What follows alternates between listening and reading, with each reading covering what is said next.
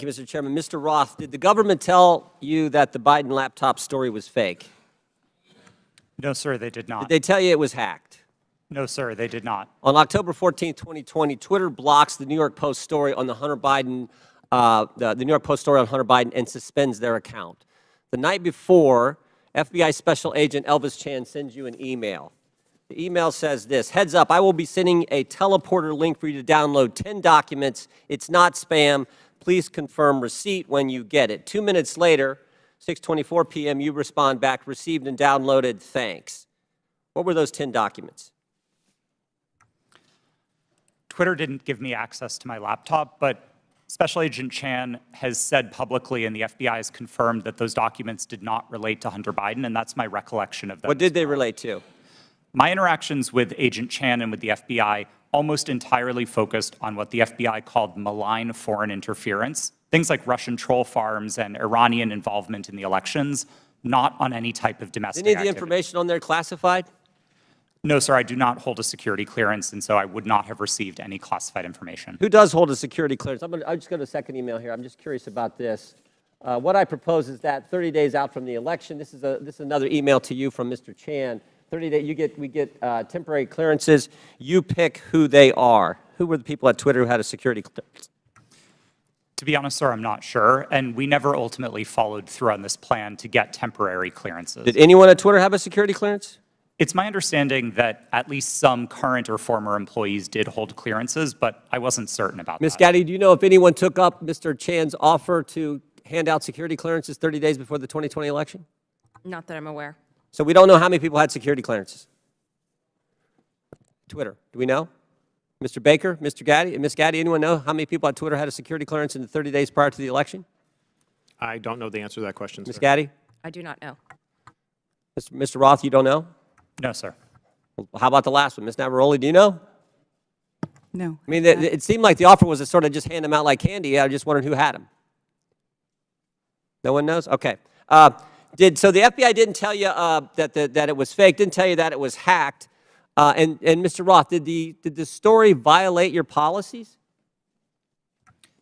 In my judgment at the time, no, it did not. Yeah, that's what you said. Said what I would propose, is you said, it isn't clearly a violation of our hack materials policy, nor is it clearly a violation of anything else. So I think what a lot of people are wondering is if it didn't violate your policies and they didn't tell you it was fake, didn't tell you it was hacked, why'd you take it down? The company made a decision that found that it did violate the policy. It wasn't my personal judgment at the time that it did, but the decision was communicated to me by my direct supervisor, and ultimately, I didn't disagree with it enough to object to You know what I think happened, Mr. Roth? I think you guys got played.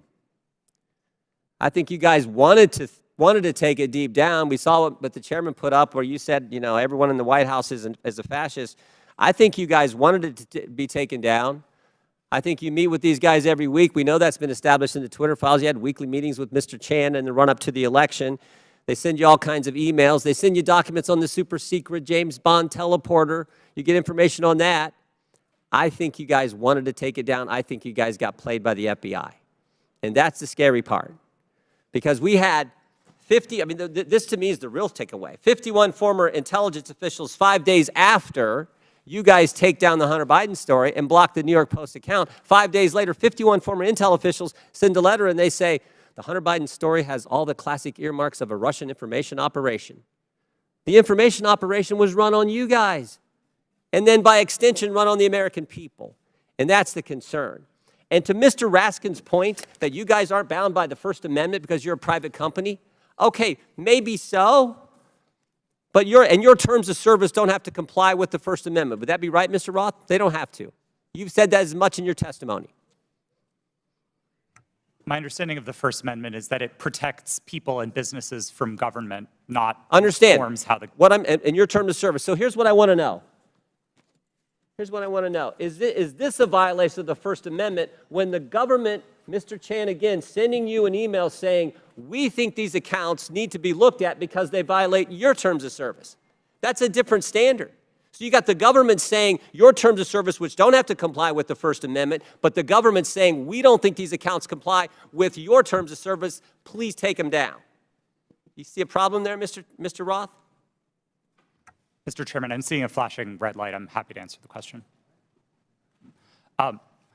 Do I think that that's a valuable use of the FBI's time? No, but I don't see in a request for review a problem under the First Amendment, no. I sure do. I thank the gentleman. I yield back. Chair recognizes Mr. Conley for 5 minutes. Thank you, Mr. Chairman.